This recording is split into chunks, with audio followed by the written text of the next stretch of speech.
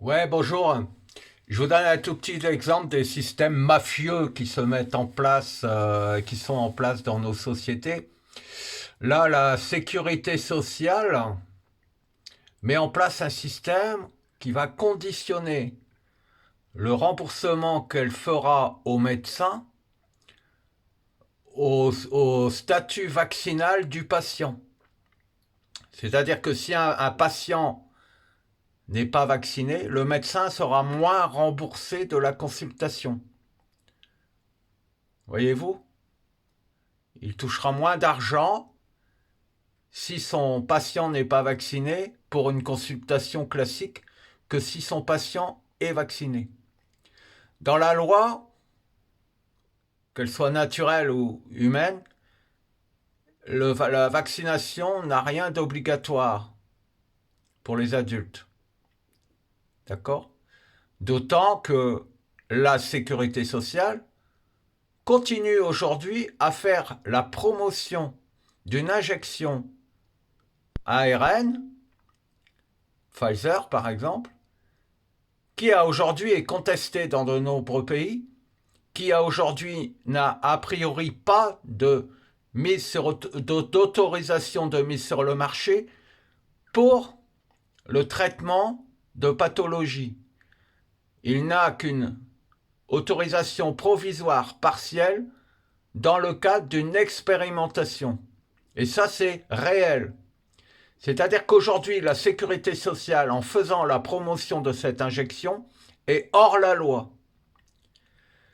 Si aujourd'hui, elle met en place ce système qu'elle prévoit pour faire en sorte que les médecins soient moins remboursés si le patient n'est pas vacciné, c'est en fait une obligation, une incitation qui est faite au médecin pour que lui-même incite son patient à se vacciner d'une substance que personne ne connaît.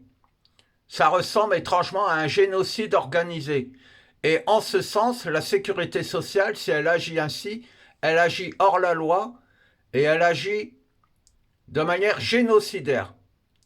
C'est-à-dire que tout membre de la sécurité sociale, si personne dans ce groupe n'agit de manière à empêcher que ceci se produise, tout membre de la sécurité sociale devient complice de la mort de n'importe quelle personne qui serait injectée par ce principe ou à cause de ce principe.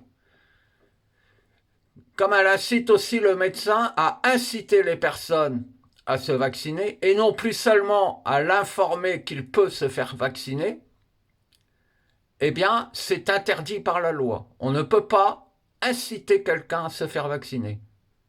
C'est comme ça. On ne peut d'autant moins l'obliger. Donc là, il y aurait un genre de trucage de la relation saine entre le patient et son médecin traitant. Mais c'est comme ça pour tout, hein. Alors, aujourd'hui, en parallèle, ils vont mettre des lois parce que celui qui n'est pas spécialiste n'a pas le droit, même le spécialiste, même le scientifique n'a pas le droit de dénigrer un traitement qui serait rendu quasiment systématique et qui aurait été décidé par on ne sait qui, l'OMS par exemple, la mafia de l'OMS, qui décrète qu'il faut vacciner ou prendre tel et tel traitement ou interdire tel et tel traitement qui fonctionne, sous prétexte non pas de faire gagner de l'argent à l'industrie, mais de polluer vos gènes, en fait, et de faire en sorte que vous soyez empoisonné un peu à la fois pour que vous restiez docile, eh bien en fait, ils vont faire des lois contre ces gens qui donnent leur avis sur un traitement médical. Cette personne sera passible d'emprisonnement pour lutter soi-disant contre les sectes, alors que là, la sécurité sociale elle-même agit en sous-main, de manière discrète, de manière à influencer la société vers un traitement qui n'est pas reconnu de manière conventionnelle.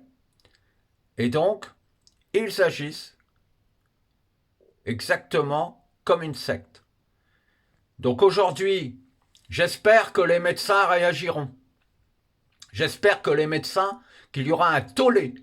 Et j'espère que le monde entier sera informé que des responsables de la sécurité sociale sont des génocidaires et que les employés de ce système sont complices de ces génocidaires. Il faut dénoncer cela tout de suite. Il faut désamorcer leur stratégie. Et ça n'est pas en restant les bras ballants à ne rien dire que nous allons le faire. Dès que vous avez connaissance de ce genre de stratégie, essayez d'en extraire la moelle et de voir les intentions réelles des choses et l'influence des choses. Et dites si vous êtes d'accord avec ce principe ou pas.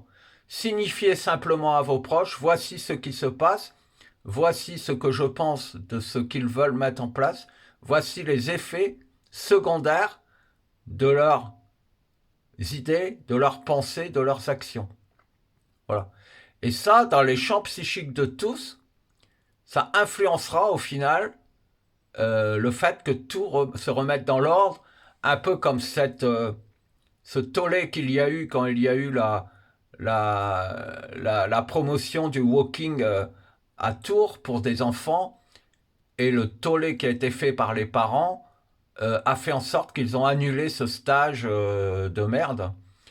Mais il faut aller plus loin, c'est-à-dire que les gens qui ont accepté, par exemple, de mettre en place ce stage, il faut les dénoncer, il ne faut plus qu'ils aient de rôle à jouer auprès des enfants. C'est tout, il faut aller jusque-là. Et là, si un médecin accepte ces conditions, nous saurons qu'il est prêt à accepter n'importe quoi pour de l'argent, et nous saurons que le médecin n'est plus là pour défendre votre santé, mais au contraire, il est simplement là pour vous empoisonner.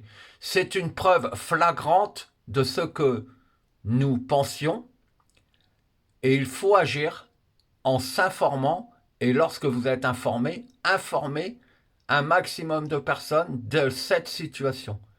Et ainsi, vous verrez qu'au fur et à mesure, ces situations qui sont menées dans l'ombre ne pourront plus être activées. Mais il faut aller plus loin, il faut voir qui a décidé ça, quels sont les intérêts qui sont derrière, et dénoncer cela à chaque fois, et le dire de manière très large. Alors, mes vidéos sont peu suivies, mais je sais qu'elles agissent. Moi, il suffit qu'il y ait 10 personnes ou 20 personnes qui voient, qui comprennent mes réflexions, pour qu'elles soient accessibles à tous, en fait. Vous voyez comment ça fonctionne? Malgré tout, il faut remuer un petit peu le prunier de temps en temps, et je pense que là, il faudra qu'on s'attache à le faire. Malgré toutes circonstances. Il y a urgence à reprendre en main nos vies pour que le monde se rétablisse. Le grand basculement, c'est celui-là qu'il faut produire. Je vous embrasse.